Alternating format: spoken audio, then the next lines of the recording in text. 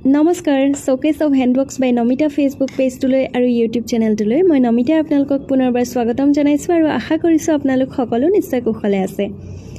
আজি লেচৰ সহায়ত এযোৰ মেখেলা চাদৰত কেনেদৰে ডিজাইন দিছোঁ তাৰে এটা সৰু ভিডিঅ' আপোনালোকৰ মাজলৈ প্ৰস্তুত কৰিছোঁ। যেহেতু ভিডিঅ'টো বহুত দীঘল হয় সেইকাৰণে মই পাৰ্ট 1 এতিয়া দিছোঁ আৰু পাৰ্ট 2ৰ সহায়ত মই সম্পূৰ্ণ কাপোৰযোৰ দেখাবলৈ চেষ্টা কৰিম আৰু দীঘলীয়া হোৱাৰ বাবে মই আপোনালোকক স্পীডত দেখাব লগা হৈছে।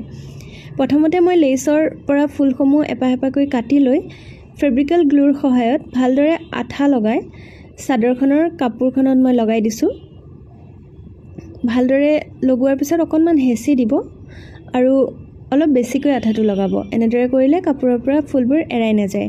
প্ৰথমতে এনেদৰে মই নীলা ৰঙৰ ফুলবোৰ লগাই লোৱাৰ পিছত হালধীয়া ৰঙৰ ফুলসমূহ লগাই দিছোঁ এপাহ এপাহকৈ। আপোনালোকে আঁকি ল'ব পাৰিব, ময়ো আঁকি লৈছোঁ। তেতিয়া আপোনালোকৰ সহায় হ'ব বা মোৰো সহায় হৈছে ফুলবোৰ সহজতে লগাবৰ কাৰণে ভালদৰে জেগাত। আৰু এনেদৰে মই হালধীয়াৰ পিছত গুলপীয়া ৰঙৰ ফুলসমূহ লগাই ল'লোঁ।